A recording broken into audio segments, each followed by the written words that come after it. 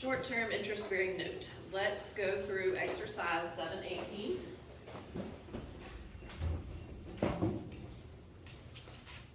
That is Esquire Company. And it's on page 385 of the hard copy.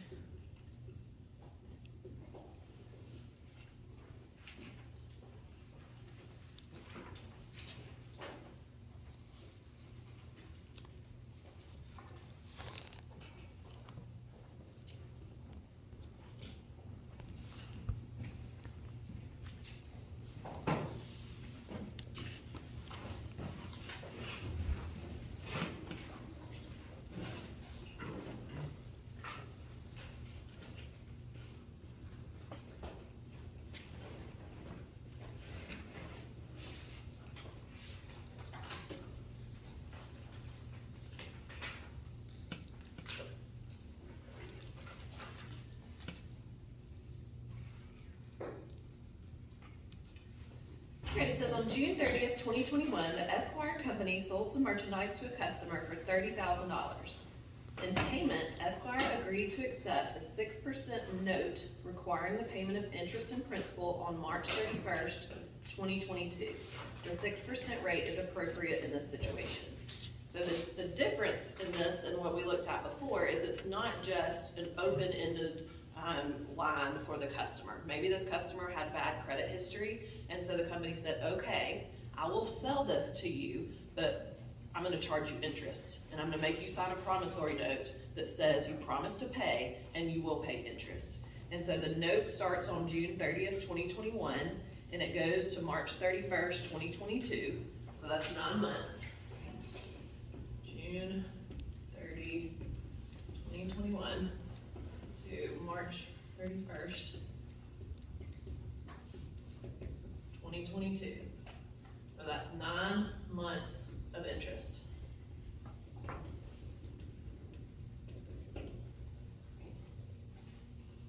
So Esquire Company is selling to a customer. They're gonna get the principal or the face amount, the $30,000, but they're also going to get interest revenue. Right? So we've got sales revenue of the $30,000 and interest revenue.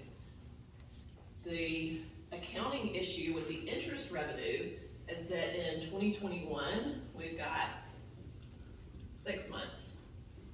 And in 2022, that note is outstanding for 3 months.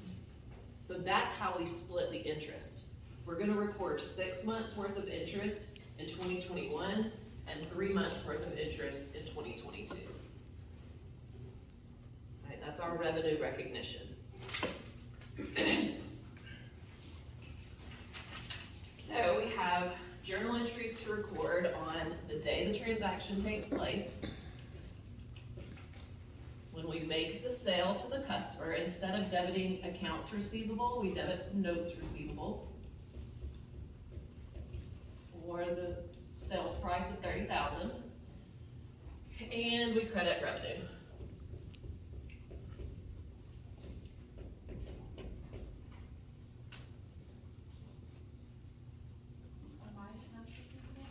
Because they signed a promissory note. It's formal. And they charged interest. It's a formal credit arrangement.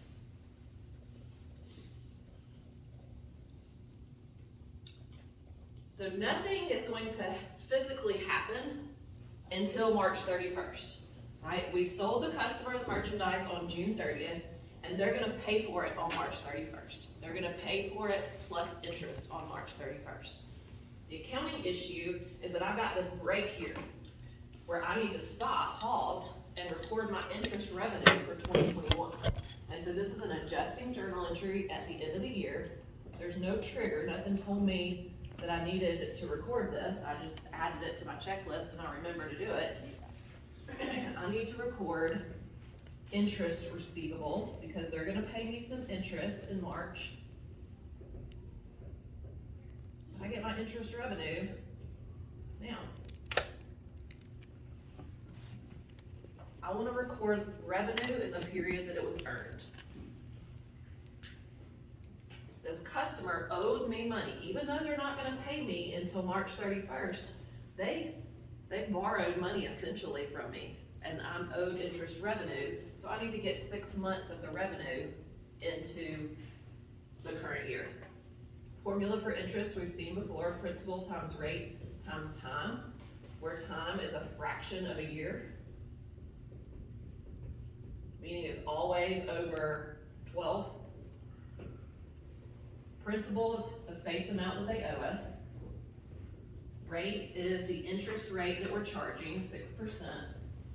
Time is some number of months over 12. Always over 12. It doesn't matter that this is a 9-month note. This is a fraction of the year. It's 6 months out of the year. 6 months out of 12 months, they owe me money.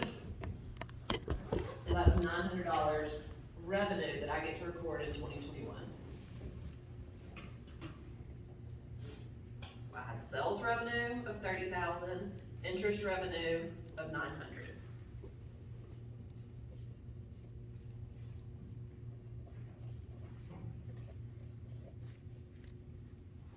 No trigger for that, adjusting journal entry. I just had to remember, hey, this company owes me money. I get to record my revenue.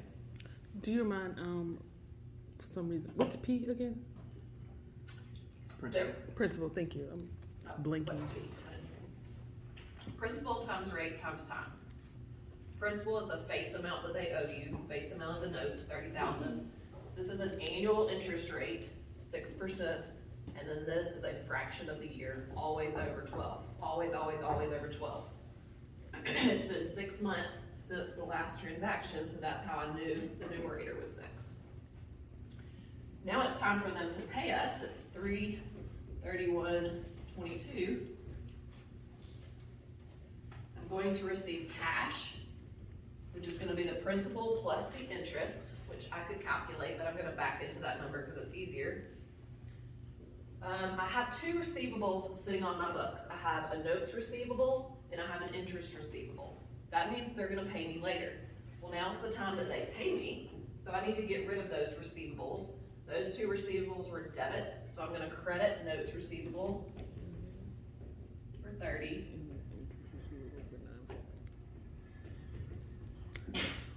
Bless you. Interest receivable for 900. There's one more piece to this journal entry, and that's my interest revenue. I've recorded 6 months worth of interest revenue in 2021. Now I need an additional 3 months of interest revenue in 2022. Principal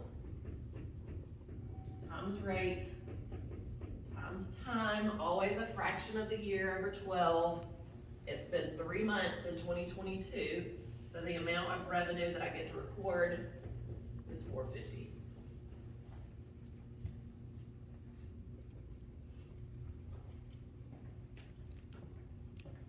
Add to your notes the word revenue here. I just said interest, but let's be more specific. It's not interest receivable, it's interest revenue. So I recorded $900 in 2022, $450 in 2022. 900 in 2021, 450 in 2022. So in total, they're paying me $1,350.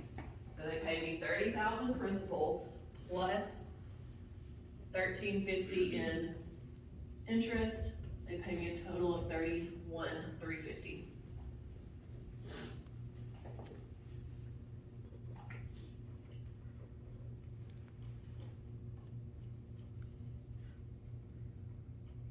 We had sales revenue of $30,000 in 2021, interest revenue of $900 in 2021.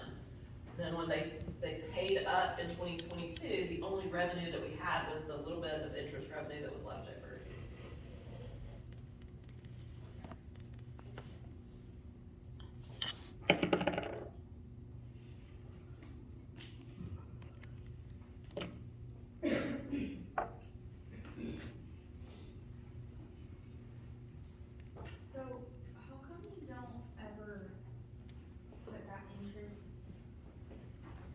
Revenue from 2021 For payment?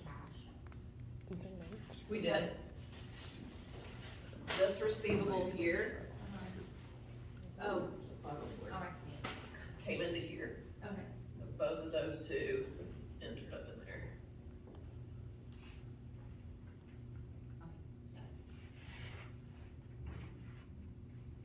Good question. Other questions?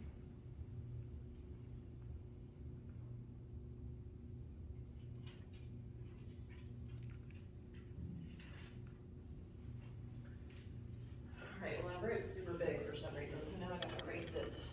Write the next one. Next is a short-term, non-interest bearing note. Okay, We did like 1.5 probably yesterday.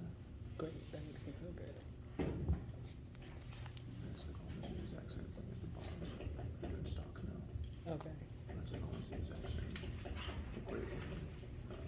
did we do the math in the, on the calculator? Never does. And you're not gonna be there? Okay. So what did I tell you the difference between accounts receivable and notes receivable was? Interest. Signed Interest. So how in the world do we have a non-interest bearing note? That was the difference. Well, it is misleading. A non-interest bearing note actually does bear interest. It just calls it something different to begin with. So we take the interest and we reduce it at the onset, we discount it, and then we'll recognize it as revenue later. So look at exercise 719.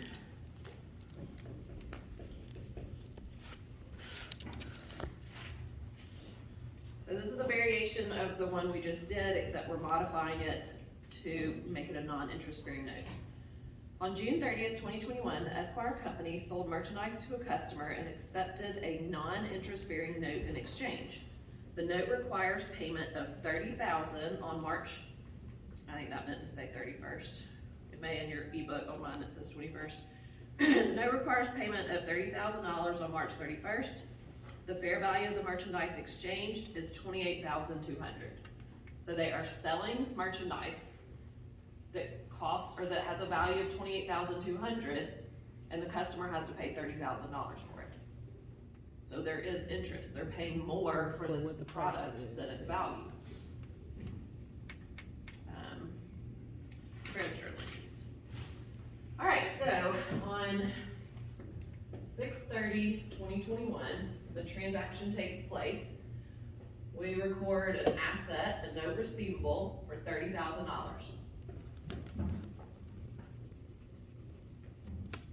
Because that's how much the customer is going to pay us. But we don't record revenue of $30,000 because that's not what the product is worth. We record our sales revenue at the value of whatever it was we sold, $28,200. Well, now our journal entry doesn't balance, we need to. We're gonna create a new account called discount on note receivable.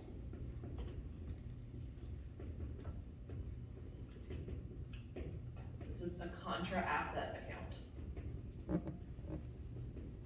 It works with the note receivable, but it reduces it. And it's the difference between the two.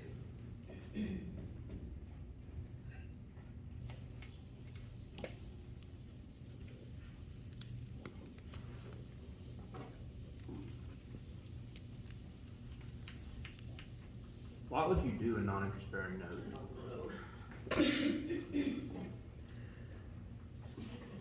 Just, The accounting for it is harder. just to confuse people? I don't know. I've never actually seen it in the real world, so I can't give you a good example of when you use it because I've never seen it done. Okay. I'm sure there's a good reason. Maybe if you read your book, it'll give you an example. It does. Somebody must do it. We've got accounting for it. All right, well, with our non-interest bearing note, just like with the interest bearing note, we have to have an adjusting journal entry at the end of the year. Just like before, it's time to record our interest revenue. But instead of debiting interest receivable, we're gonna reduce this contra asset, right? So we originally put this, reduction into a contra asset. Now, we're at the end of the year, we're doing our adjusting entry, we reduce the discount.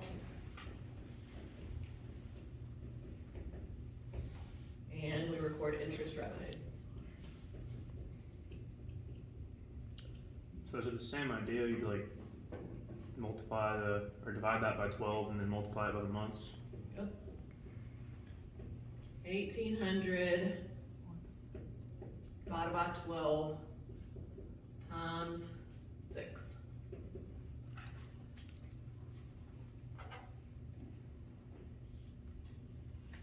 It's 1,800 divided by 12. 150 times 6. Good.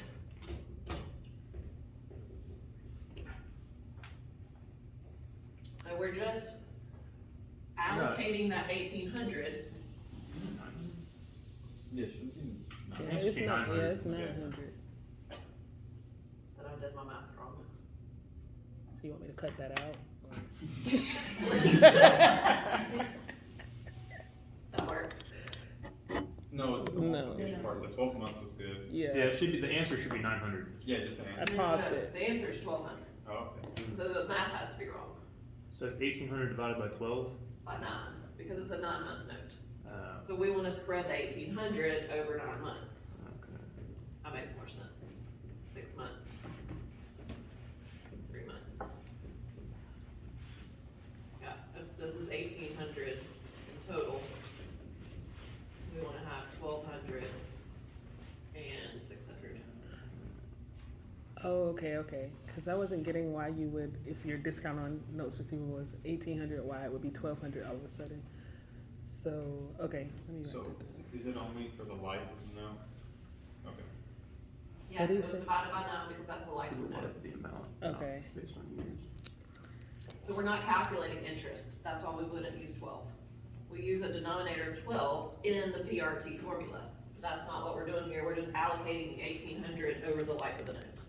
6 months of the note is in 2021, and 3 months of the note is in 2022. Okay. Discount. And then on March 31st, 22, we remove the rest of the discount.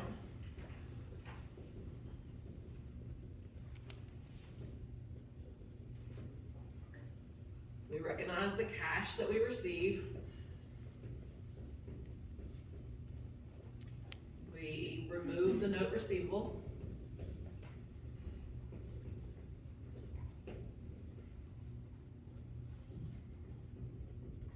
And we recognize the rest of our interest revenue,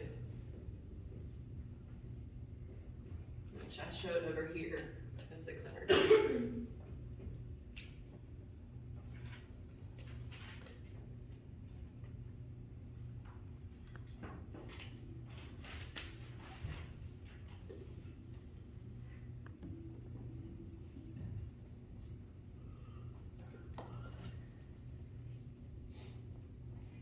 So as you can see, a non-interest bearing note actually does bear interest.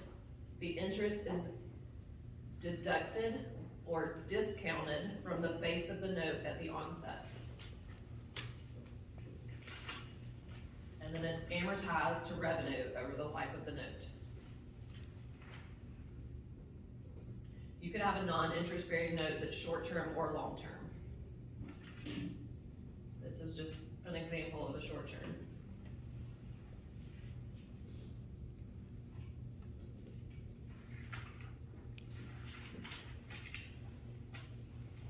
Questions?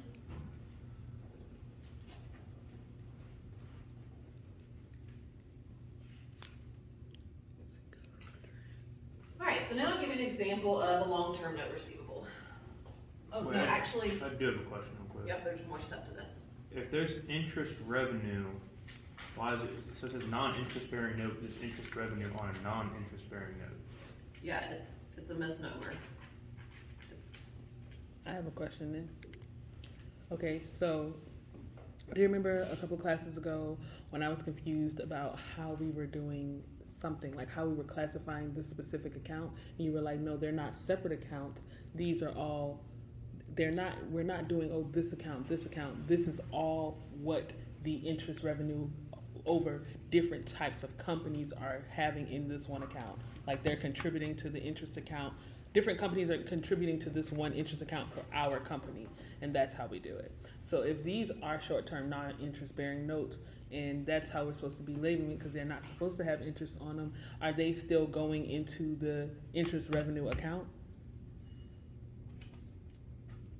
Is that not a bad thing to do for a company? I mean, it's just, like I say, it's just a misnomer in the name of this type of note.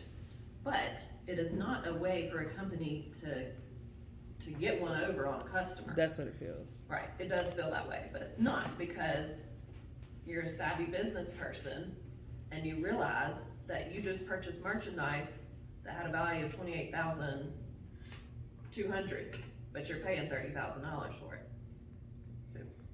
So I'm paying more than it's worth. Mhm. Yes, that's interest, right? The additional amount that you pay for something is interest. We're just not calling it interest at the onset. We're reducing the amount and putting it in a discount account, and then amortizing interest over the life of the note. So there actually is interest. Okay. But now you sat through my class, and when somebody says, hey, here's something worth $28,000, I want you to pay $30,000, but it's non-interest bearing, I'm gonna say, I can call them a liar. Or I could say, I took the class so you don't have to. What's that thing called on the TikTok? I don't know. But back to this, I forgot the last step. So yes, there is interest being charged, so let's calculate what is the customer actually being charged. So they paid interest of $1,800 for 9 months.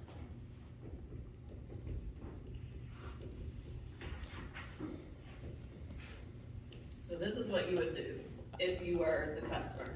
And someone said, here's a non-interest bearing note. You get something that's $28,200 and you pay me $30,000. You say, okay, well that is 18 months, $1,800 more than the value. Your sales revenue is only $28,200. The rate for 9 months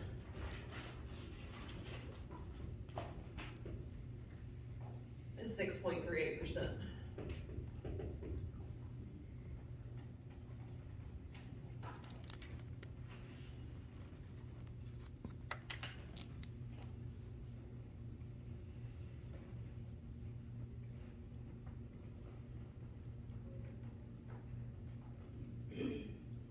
$1,800 divided by 28,200 gives you a 9-month rate. But we don't talk about rates in 9-month terms.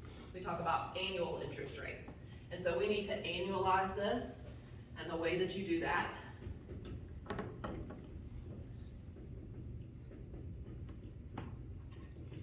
is you take, and this just sounds weird, but this is just how it works, so trust me. You take the fact that this is a 9-month note out of 12 months, so that fraction 9/12, and you flip it. You multiply the 9-month percentage times 12 months. If it was a 6-month note, you'd multiply it by 12/6. So effectively, the effective interest rate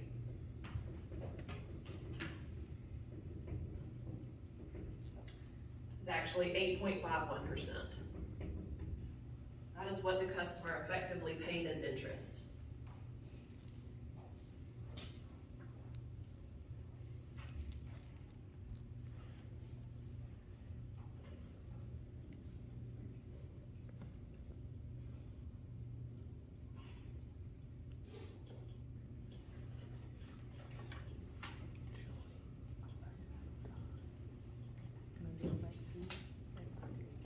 So a non-interest bearing note does actually charge interest. The customer pays more than the value of the merchandise, and the company that is selling the merchandise records interest revenue. In effect, a non-interest bearing note in this case actually bore interest at 8.51%.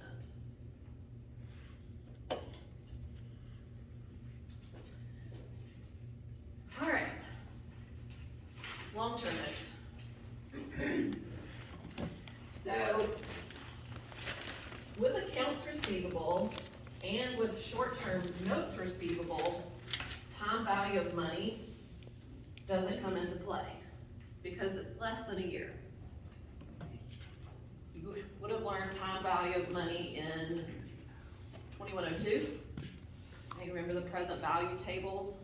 I don't know if you remember them or not, but you'll need to. In fact, I should probably pull one up. I'll do that in a minute. I'll do it now. Okay. Present Good break. value